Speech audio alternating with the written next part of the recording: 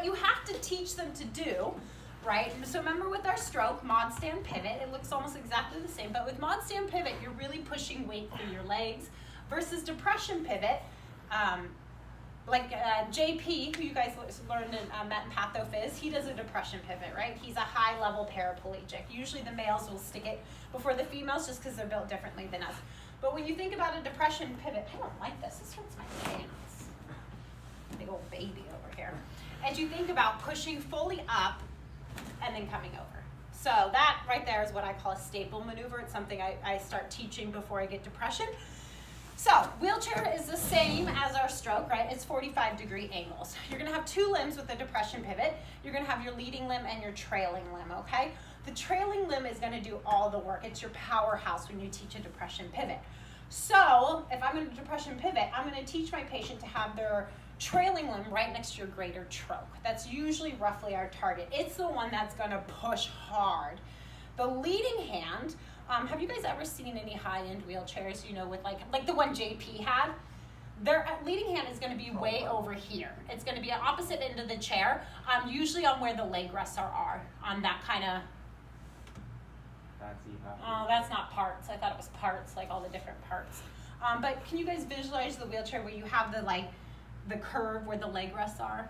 I'll try and get one for lab. So trailing and greater trunk, hand here. Why do I want this position? I'm already pivoted, right? I need that pivot to help get me over because I can't use my trunk, I can't use my legs. So I'm in this pivot position. Their legs, usually they're gonna have a permanent foot plate. Even if they don't, their inside leg is gonna go on the foot plate, okay? So inside leg, usually, this is always usually with SCI, on the foot plate, heels turn towards where they're going, right? Just like CVAs. Hand on the leg rest, or as far possible. If you can only do arm rest, it is what it is. But if it's leg rest, look how much I already have forward trunk flexion, which is what I want, right? You gotta have extreme forward trunk flexion, scapular depression, and all you're gonna teach them to do if they're in this position, heels are, they're gonna have to bow forward and whip towards the opposite to get their butt to lift over. It's hard right now because that arm rests, so my cheeks are going to hit it. But that's how you're going to guide them. So you're going to have your pushing hand or your trailing limb next to greater trunk. Bow forward and twist. Yep. The other hand, your leading hand, is not really doing much. It's just guiding you. It's causing you to pivot and already have that forward trunk flexion by the way it's positioned. It's really the back hand. That's the powerhouse. This one needs to stay locked out for stability. So if we go like this, we allow them to flex, they're going to go down. So this is our stabilizing hand, this is our pushing hand. So you teach them what you're gonna do is bow and pivot towards your outside knee. I would say my cues are usually twist towards your right knee, right? Because when you think of twisting, people are gonna go this way.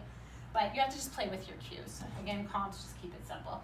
So on the count of 3, 1, 2, 3, and that's what they're gonna do. Just easily pop over. Tina, if you sit here. So let's say they don't get it, and I'll have you guys practice this. So just what you can feel, what it's like to actually have tactile cues that matter. So a lot of times I will teach, I'll do it without the chair. I'll teach the staple maneuver because the staple maneuver is basically they go up over like a staple and come down. And they can do it walking along the mats to practice before they go into the chair, right? To learn to scapular depress, to learn to forward flex, and to learn to wait. I know, I'm trying. 6:30, I promised myself I want to keep you guys 4 hours. So a lot of times if I'm doing the twist and I'm trying to teach them the timing of it, if I want Tina to hop her booty this way, I'm going to put my right hand behind her axilla, my left hand is going to be at her knee, and I'm helping her twist. So if she's lined up, if she's going that way, I want your power hand or your trailing limb here, this arm out here, right? If this arm is close to, it's gonna block that pivot. So if it helps you think about it, if I'm trying to get her to go there and her hand's right next to her trunk, she's not gonna go anywhere. She's gonna be blocked by that limb.